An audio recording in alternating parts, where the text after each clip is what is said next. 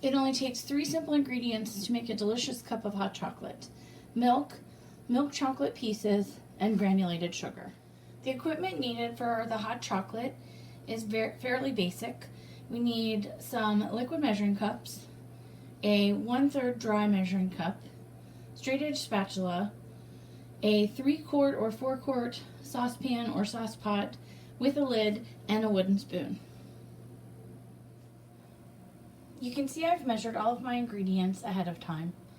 What I'd really like to point out is that the 4 cups of milk are broken down into 2 separate measurements. I have a 1/2 cup in the smaller liquid measuring cup and the other 3.5 cups in the large liquid measuring cup. It is extremely important that when starting this recipe, you start with only the 1/2 cup of milk along with the sugar and the chocolate chips. So you can see in my saucepan, I've placed all of the sugar and all of the milk chocolate chips, and now I'm going to put only 1/2 cup of the milk.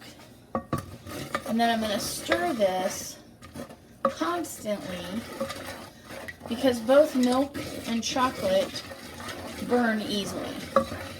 I have my pan on a medium heat, so that's a 5 or 6 if your stovetop has numbers instead of words. And I've got it in a medium-sized saucepan. This one is a 3-quart saucepan, so I have lots of room in case it would start to boil too heavily. Now we do want to try to avoid that. We want it to just come below boiling. We don't actually want it to boil.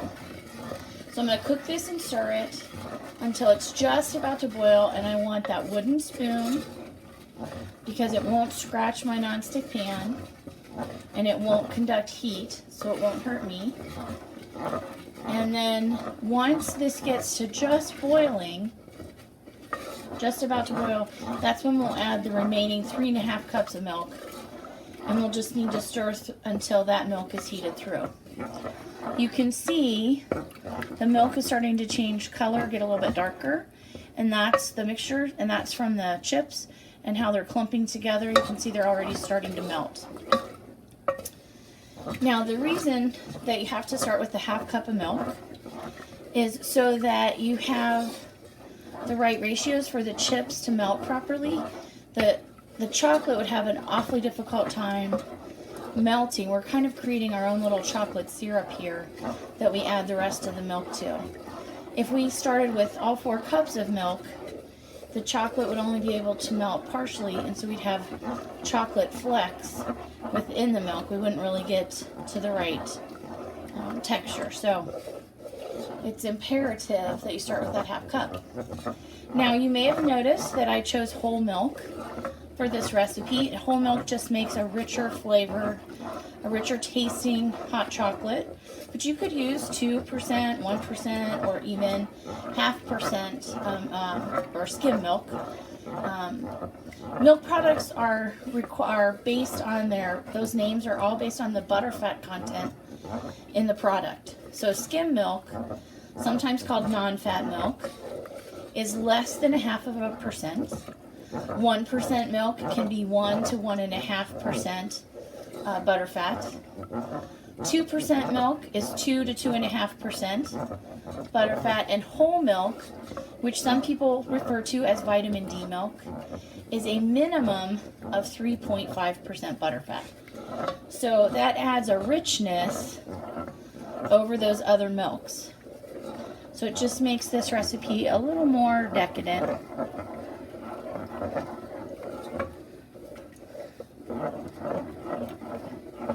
My chocolate chips are not quite melted yet.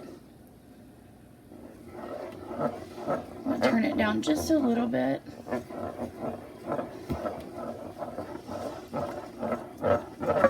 Now, if you did not have milk chocolate chips, you could use 2 ounces of milk chocolate bars. So you just need to be able to look at the wrappers and figure out how to get to 2 ounces. I mentioned that we stir this constantly, and that is to avoid scorching or burning. That's a synonym for scorching. Both the chocolate and the milk are very delicate in that regard and burn easily. We want to avoid that. The other thing with dairy products that the stirring helps to avoid is a skin forming on the top. So if you've ever come back to a cup of hot chocolate that's cooled and noticed a little film on the top, that's just a thin skin. The proteins form a web, they sit on the top of the rest of the liquid. And we want to avoid that from happening, and the stirring helps avoid that as well.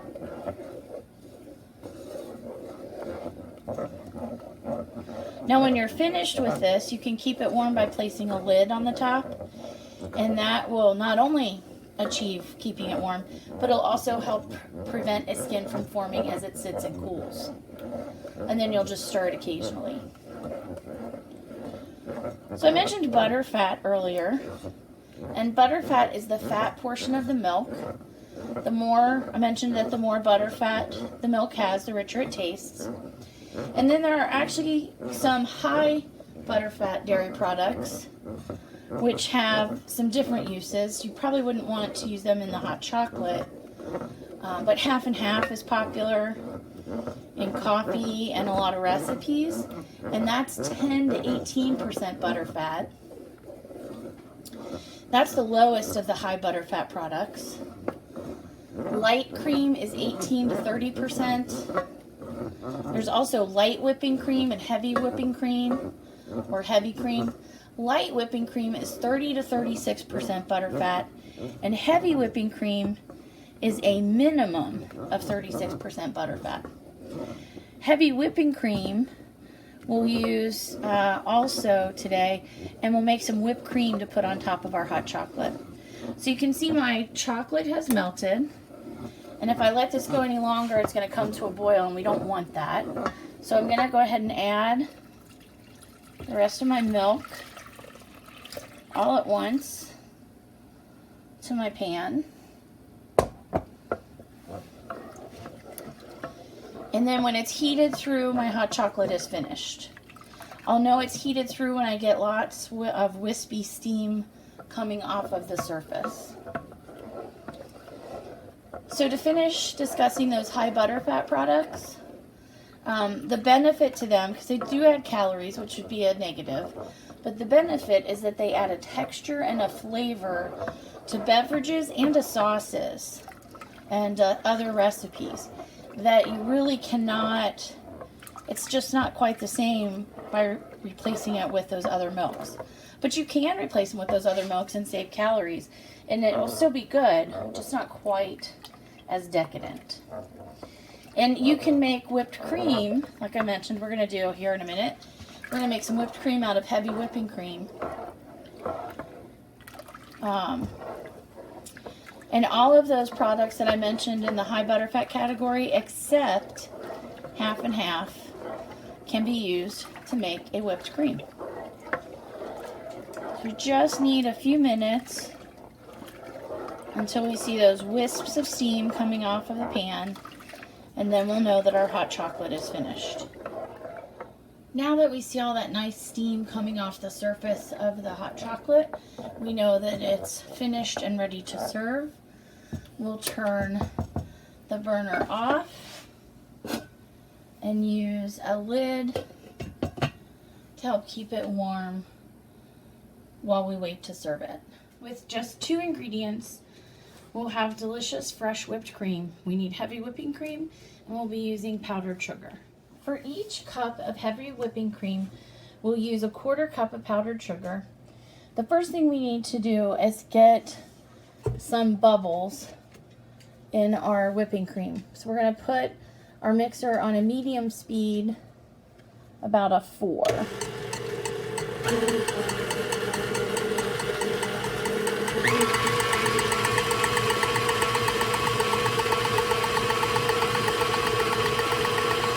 Once it's begun to bubble up, we'll carefully sprinkle our powdered sugar in.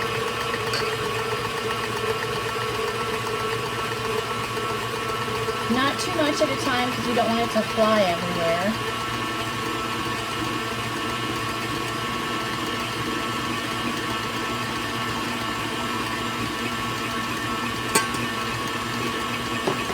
now it's all in the bowl. And we just need it to get incorporated. We're going to go ahead and turn up our speed because we want to make sure we get whipped cream and not butter. And I chilled the bowl and the whisk attachment to aid in that process as well, to keep everything well chilled. And the cream itself did not come out of the refrigerator until it was ready to go in the bowl.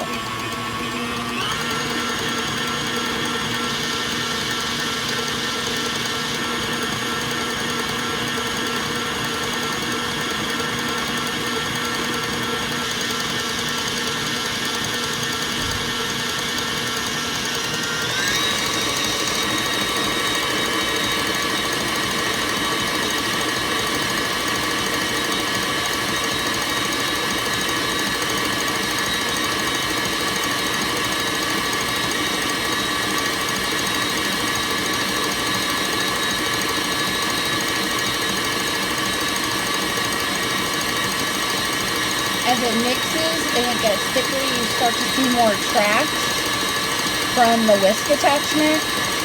That helps you to know that it's almost finished.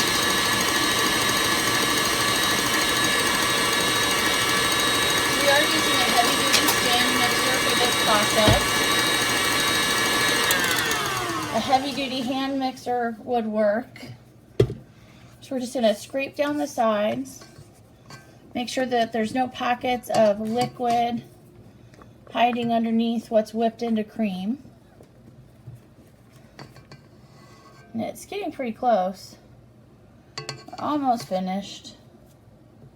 We don't want to overdo it because it'll break down and start separating and heading back to a really sweet butter.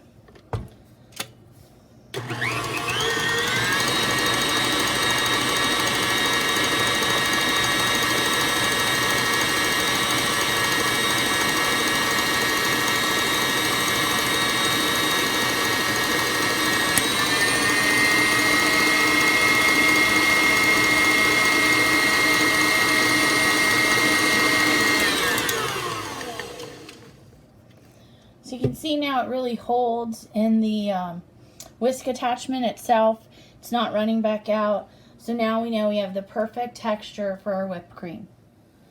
So here's our hot chocolate. We've added some marshmallows to 1 cup and some of our fresh whipped cream to the other. Just a little extra touch to a delicious mug of hot chocolate.